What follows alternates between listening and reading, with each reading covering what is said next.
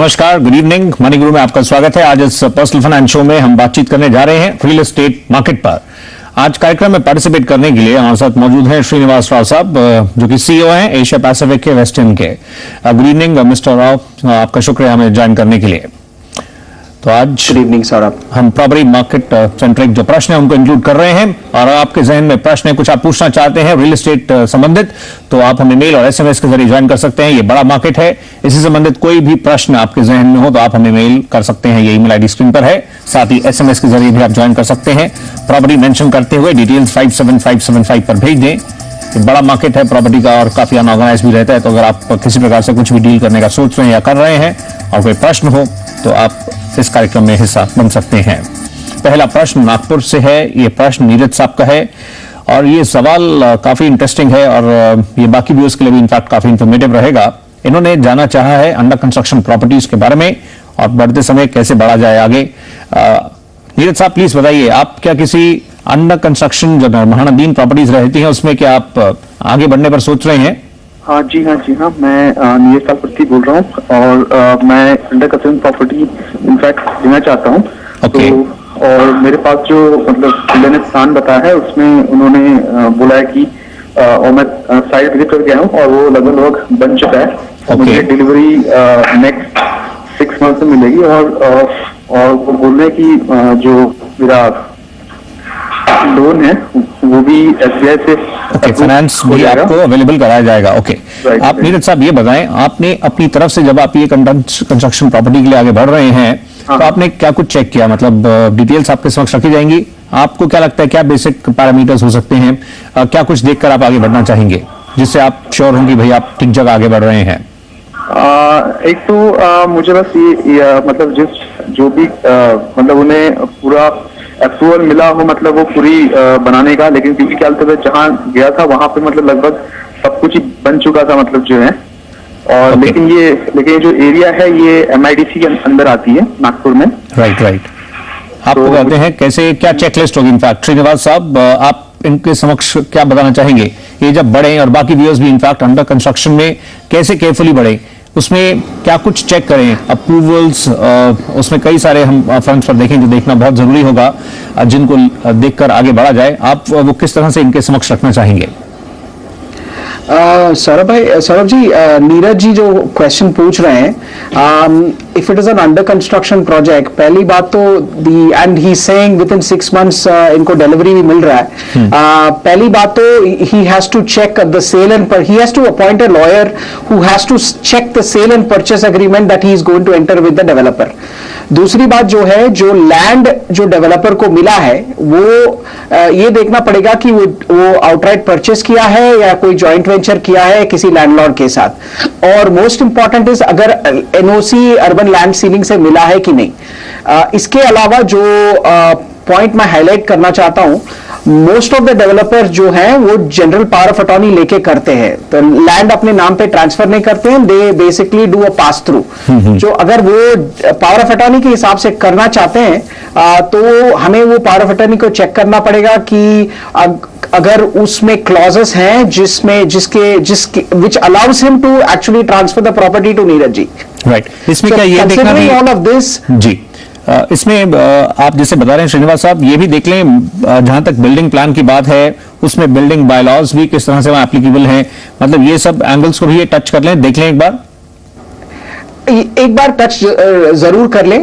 But इसमें एक comfort factor ये है कि एसबीआई जो है वो लोन दे रहे हैं इस प्रोजेक्ट के लिए, तो जनरली जब फाइनेंशियल इंस्टीट्यूशंस लोन देते हैं तो they normally check all these and vet the documents before they approve a project. So थोड़ा कंफर्ट ये है कि एसबीआई जैसे इंस्टीट्यूशन ने अप्रूव किया है, पर my advice to Neeraj would be to once again appoint a lawyer और a legal council and have all these documents checked before he proceeds with the investment. Right. बाकी इनफैक्ट कुछ details हैं जो screen पर आप देख सकते हैं, जो फैक्टर्स जिनको आपको चेक करना चाहिए। इनफैक्ट ये चेकलिस्ट है आपके लिए और फिर आप आगे बढ़ें। ये आपको हेल्प कर सकते हैं, जो आप डिसीजन लेने के बारे में सोच रहे हैं ये आपके लिए हेल्पफुल हो सकते हैं। एंड अकॉर्डिंगली आप अपनी तरफ से सब कुछ सब पॉसिबल एंगल्स को चेक करते हुए फिर आगे बढ़ें। All the best. अगला प्रश्न हम लेंगे चेन्नई से, ये मंजुनाथ जी की तरफ से क्वेरी है। इन्होंने जानना चाहा है महिंद्रा हाइरस कोर्ट के बारे में, जो कि चेन्नई में है। इस स्पेसिफिकली प्रोजेक्ट के बारे में इनकी एक क्वेरी है। श्रीनिवास साहब, आप इसको किस तरह से बताएंगे? हम आपसे चेन्नई मार्केट के बारे में भी जानना चाहेंगे, एंड मोर ओवर ये जो पूरा महिंद्रा वर्ल्ड सिटी जिस फॉर्मेट में आ रही है, जिसमें काफी कुछ होगा एक साथ ही, इसको किस रूप में देखना चाहिए? यहाँ के आपको प्रोस्पेक्ट्स आगे किस तरह से दिख रहे हैं? काफी यहाँ पर कई सारे ऐसी चीजें हैं जो काफी यूनिक हैं और एक डिफरेंट एक्सपीरियंस देने की कोशिश की जाएगी। इसको किस तरह से देखना चाहिए अगर हम आपसे थोड़ा लॉन्गर व्यू देखें? सौरभ जी, जैसे आपने बताया कि ये महिंद्रा वर्ल्ड सिटी जो प्रोजेक्ट है वो इंटीग्रेटेड टाउनशिप है। इट इज एक्चुअली ऐसी प्रोजेक्ट है जहां कमर्शियल भी है, रिटेल भी है, हॉस्पिटैलिटी भी है, एंटरटेनमेंट भी है, और इस सबको एक under one roof Mahindra group has developed this project. I would like to highlight a few key points in this. One is 70% of the land area is open, मतलब only 30% of the area covered. दूसरी बात यह है कि GST से, जो GST main road है, which is considered the heart, the connectivity from a connectivity stand point which connects this location to Chennai city proper city, it is on the main GST road. More important so is that it is 2 minutes walk from the Parnur railway station. And recently जो इनके जो retail और entertainment sectors भी they have opened up within the Mahindra World City. Keeping all of this in mind, I think it's a great place to invest. And from what it is probably from an investment standpoint, अगर वो rent भी करना चाहे, because there are IT majors like in Capgemini, Infosys, Wipro, all of them are there, उनको rent पे भी देना चाहे तो very easily he'll be able to rent out this property. And ये जिस मॉडल पे है, ये एक पीपीपी मॉडल है जिसमें तमिलनाडु गवर्नमेंट का भी इनफैक्ट जो यूनिट है उसके साथ में महिंद्रा ग्रुप ने टाई अप किया है। इसको किस रूप में देखना चाहिए? ये जो एक पीपीपी मॉडल पर निकल कर आ रहा है, ये वहां पे लोकल्स के लिए भी और वैसे भी इन्वेस्टमेंट के लिए, आप इसको किस तरह से देखेंगे इस मॉडल को जिस बेसिस पे आ रहा है? अगर उस हिसाब से देखा जाए तो this is one of the best models that and I think one of the most successful models in Tamil Nadu, and the project is not fully complete, so obviously we will have to wait and see what returns it gives to the government also. But from the standpoint जो tenants हैं, major IT player जो हैं, Infosys हैं, Wipro हैं, उनके हिसाब से देखा जाए तो it is one of the best models from their perspective. It's one of the best integrated townships in Tamil Nadu. Right, तो आइए हम अगले सवाल की ओर मूव करते हैं। जयपुर से अगला सवाल है, ये प्रश्न है विजय चंद कोठारी साहब की तरफ से। वो इस समय लाइन पर हैं और इन्होंने जानना चाहा है, इन्होंने एक फ्लैट इनफैक्ट बुक किया है जयपुर में टर्मिनल मार्केट रोड पर। जी कोठारी साहब, यही आपने एग्जैक्टली इसके बारे में जानना चाह रहे हैं। मानसरोवर हाउसिंग बोर्ड आपने स्पेसिफिकली मेंशन किया है, और ये आप जो मेंशन कर रहे हैं ये प्रोजेक्ट अनुकंपा, ये क्या एग्जैक्टली आउटलुक है? मतलब ये आप क्या प्लान है? क्या इन्वेस्टमेंट आउटलुक से बढ़ रहे हैं? क्या आपकी सोच है? कुछ आप शेयर कर सकते हैं प्लीज? इन्वेस्टमेंट की है और फ्यूचर प्लानिंग के हिसाब से भी है। ओके, ये अभी कितना समय पहले ये लॉन्च हुआ? आपने in fact last year in fact launch हुआ है? ये नवंबर 2012 में हुआ लॉन्च। ओके, और आप इसके तहत आगे बढ़ना चाह रहे हैं। अभी आपका ये एक्सपीरियंस जो रहा है, अभी शुरुआती एक्सपीरियंस ये किस तरह से रहा है? अभी वहां पर जो रेट्स जिस तरह से कोट कर रहे हैं हम आपको बताएंगे। आप इसमें आउटलुक कितना लेकर चल रहे हैं? कितना समय देना चाहते हैं इस इन्वेस्टमेंट को? सर इन्वेस्टमेंट में तो कोई प्रॉब्लम नहीं है, अगर 10 साल हो 15 साल हो कोई प्रॉब्लम नहीं है, लेकिन रिटर्न के हिसाब से इसका फ्यूचर क्या रहेगा, इसका मतलब आगे विजन क्या रहेगा? आपको मतलब फंड्स इमीडिएटली नहीं चाहिए, आप लंबा इसमें बने रह सकते हैं। आपको बताते हैं कैसे इसका आगे प्रोस्पेक्ट्स दिख रहे हैं। श्रीनिवास साहब, आप कैसे बताएंगे इस प्रोजेक्ट में आगे कैसे बढ़ना चाहिए, एंड मोर ओवर जो आगे कनेक्टिविटी जो इम्प्रूव होगी, जो मेट्रो के इनफैक्ट जो प्लान है उस एरिया में, उसका किस तरह से इम्पैक्ट होगा? इनको किस तरह से इसको स्टडी करना चाहिए और कैसे मतलब आगे एक्सपेक्ट करना चाहिए आगे, क्योंकि ये लॉन्ग टर्म, बेहद लॉन्ग टर्म की बात कर रहे हैं।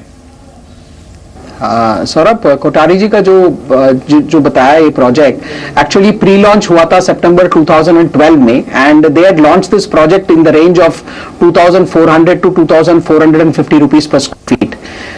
करंट प्राइस जो है 3300 to 3350 per square feet पे चल रहा है। मतलब in less than a year the property has seen a price appreciation of 30 to 35%. This is also expected to appreciate further, like you rightly said. एक तो metro है, phase 1 का जो प्रोजेक्ट है that is getting completed. जो property है, it is very close to the airport, it is also very close to the Gandhinagar railway station as well, and the road between Mansarovar and Badi Chaupar is also being executed right now. Considering all of this, this is one of the best investments from that standpoint. Keeping in mind that he is looking at long term, even in a 3-year horizon में इनको 60 to 65% का appreciation मिल जाएगा.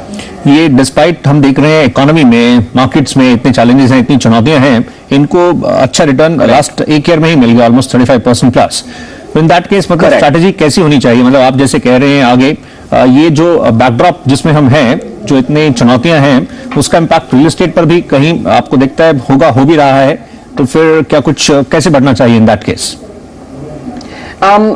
अगर मेरे हिसाब से ये जो प्राइस है 3300 to 3350 is a decent price, is a decent entry point.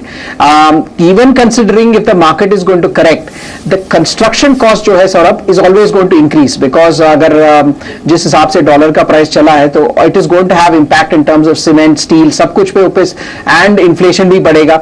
So उस हिसाब से देखा जाए तो construction value जो 100% मेरे हिसाब से 10 to 12% में in the next 2 to 3 months horizon में 10 to 12% इम्पैक्ट बढ़ेगा. सो अभी द 3300 जो प्राइस मैं बता रहा हूं is a very good entry point for him to get in.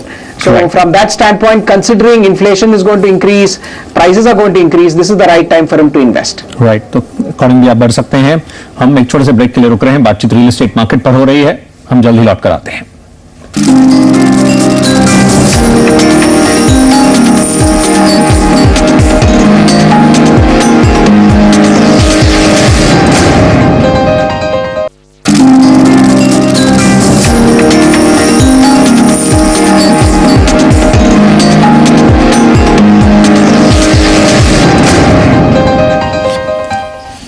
Welcome back. ये एक पर्सनल फाइनेंस शो है. हम अलग अलग दिन अलग अलग टॉपिक्स टच करते हैं, आपकी फाइनेंशियल प्लानिंग में हेल्प करते हैं. तो इस तरह से हम इस कार्यक्रम को रन करते हैं. मंडे का दिन रहता है सेविंग्स के नाम, इन्वेस्टमेंट्स के डिफरेंट ऑप्शंस को हम टच करते हैं. ट्यूसडेज को हम लोन सेंट्रिक आपके प्रश्नों को शामिल करते हैं, home loan, car loan, personal loan, education loan centric. Wednesday's insurance के नाम है. आज हम जायजा रियल एस्टेट मार्केट का ले रहे हैं और फ्राइडे को हम इक्विटीज पर बातचीत करते हैं. तो ये इस तरह से हम आपकी फाइनेंशियल प्लानिंग में हेल्प करने की कोशिश करते हैं. और आज के कार्यक्रम में पार्टिसिपेट कर रहे हैं वेस्ट इंड से श्रीनिवास राव साहब. तो आइए अब अगले प्रश्न को हम सीधा शामिल करते हैं. अगला प्रश्न है मेरठ से. ये सवाल है मनीष शर्मा साहब की तरफ से और वो इस समय लाइन पर हैं. ये मेरठ में प्रॉपर्टी तलाश रहे हैं. जो बजट आपने दिया, आपने खुद चेक किया, आपको क्या इस बजट में वहां पर मिल पाया, आप प्लीज बताइए. हाँ जी, आपने जब इस बजट में मेरठ में प्रॉपर्टी 2 BHK ढूंढने की कोशिश की तो किस तरह का अनुभव रहा, आपको कैसा फीडबैक मिला? फीडबैक अभी कहाँ मिला, अभी तो बताया भी नहीं कुछ किस जगह मतलब. अच्छा, तो आप इंतजार कर रहे हैं अभी यहाँ से कुछ मिले फीडबैक, तो आप प्रोसेस को आगे मूव करें. आप अपनी तरफ से जरूर होमवर्क करें, सब कुछ देखें, परखें. ये एडवाइस आपको जरूर मिल रही है. ये एक बड़ा मार्केट रहता है, एक बड़ा इन्वेस्टमेंट है किसी भी इंडिविजुअल की लाइफ में, तो आप कई एंगल्स पे देखिएगा, परखिएगा और फिर बढ़िएगा. लेकिन फिर भी आपका जो प्रश्न है उस पर हम राय दिलवाते हैं. श्रीनिवास साहब, इस मार्केट में, इस बजट में आपने क्या गैदर किया, आप इनको क्या बताना चाहेंगे? क्या इस बजट में 2 BHK ऑप्शन ठीक ठाक मिल सकता है, या बजट अगर बढ़ाएं तो बेहतर विकल्प मिलेंगे? आप कैसे इनको समझाएंगे? सौरभ जी, जो शर्मा जी का बजट जो है 15 to 20 लाख जो उन्होंने बताया, तो उस हिसाब से देखा जाए तो उनको मिलेगा 2 BHK ऑफ रफली 950 square feet to about 1500 square feet depending on the location in Meerut. 5 options हमने ढूंढा है उनके लिए, वी आर प्रिंग फॉरवर्ड. उसमें 3 प्रोजेक्ट जो हैं अंसल के हैं. एक अंसल हाउसिंग का प्रोजेक्ट है जो देहरादून बाईपास रोड पे है, जहां आपको फ्लैट्स मिलेंगे 900 स्क्वायर फीट से 1200 स्क्वायर फीट तक, और प्राइस रेंज होगा 20 से 22 लाख.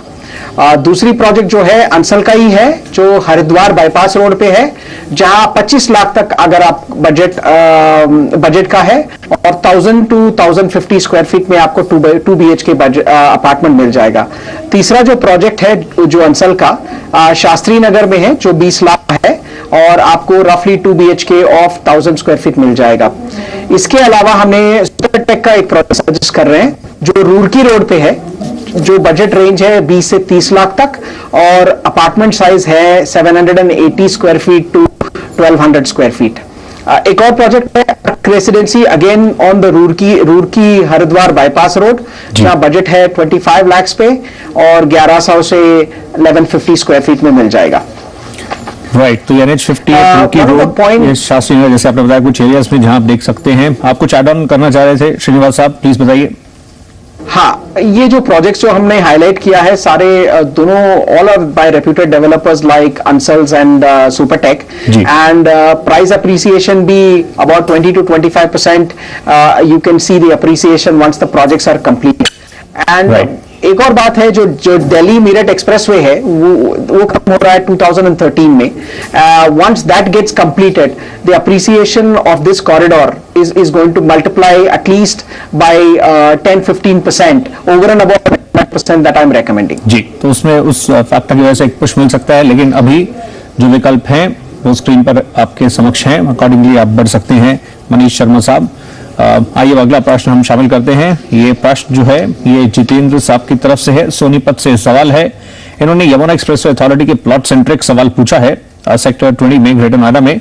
इन्होंने इसके तहत आगे बढ़े 4750 पर स्क्वायर फीट इन्होंने उस समय कॉल ली थी। अभी जाना चाह रहे हैं for the next 2 years.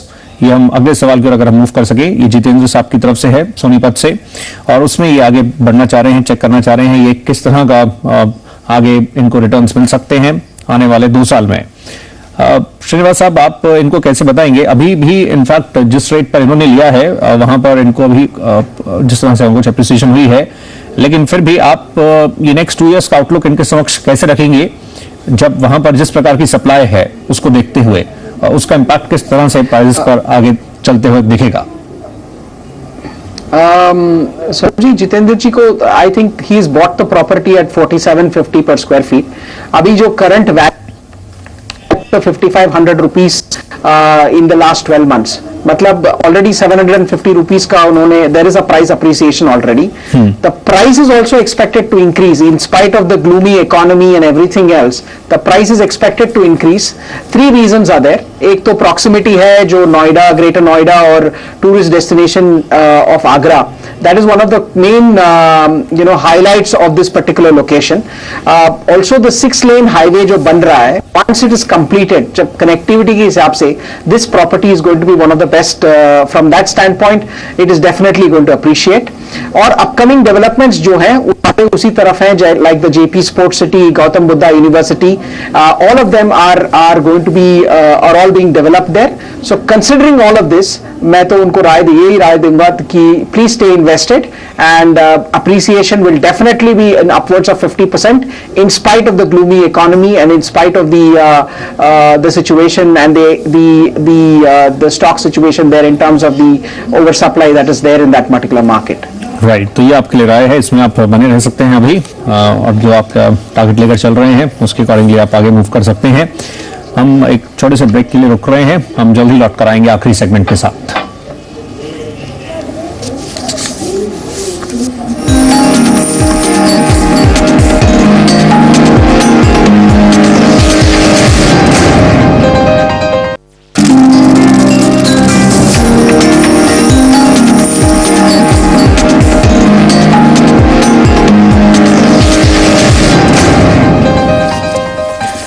Welcome back. Last segment और आखिरी प्रश्न अब हम शामिल करेंगे, इन ब्रीफ, समय सीमित है। श्रीनिवास साहब, ये अगला और आखिरी प्रश्न जो है ये रितेश साहब की तरफ से बेंगलुरु से। इन्होंने जानना चाहा NH-24 पर अंसल एक्वापोलिस के बारे में, इसमें आगे बढ़ना चाह रहे हैं, बजट इनका है। अगर एनसीआर में ये इस बजट में आगे बढ़ना चाह रहे हैं आप, ये जो एक इंटीग्रेटेड टाउनशिप आ रही है इस एरिया में, इसको कैसे देखेंगे, और इस बजट में क्या दूसरे ऑप्शंस भी देख सकते हैं यहाँ पर? सौरभ, प्रीतेश जी जो प्रोजेक्ट उन्होंने चूज किया है अंसल एक्वापोलिस, जैसे आपने बताया, is a integrated township, has office, retail, schools and 1, 2, 3 BHK apartments. In terms of the pricing, 1 BHK is about 24 lakhs, 2 bedroom is about 32 lakhs, 3 bedroom is in the range of 72 lakhs. 4 BHK is an upwards of 1 crore. और यहाँ independent floor options भी हैं जो 50 to 72 lakhs में उनको मिलेगा। तो if you look at it from that stand point, जो इन्होंने जो प्रोजेक्ट चूज किया, बहुत अच्छा प्रोजेक्ट चूज किया है, एंड 2 bedroom 2 BHK जो है दैट विल फिट इनटू उस बजट। अगर थोड़ा बजट बढ़ाएंगे तो तो आई वुड सजेस्ट कि वो 2 और 1 बेडरूम BHK को जी, श्रीनिवास कंबाइन साहब। करके अराउंड 50 lakhs बजट में he can combine it and make it into a bigger apartment. So from that standpoint, good location, good project to choose. Right, all the best. आप बढ़ सकते हैं इसके तहत और इसके अकॉर्डिंगली। समय इतना ही था। श्रीनिवास राव साहब, शुक्रिया आपका कार्यक्रम में पार्टिसिपेट करने के लिए। आज के लिए बस इतना ही। कल हाजिर होंगे तो बातचीत होगी इक्विटीज पर। नमस्कार।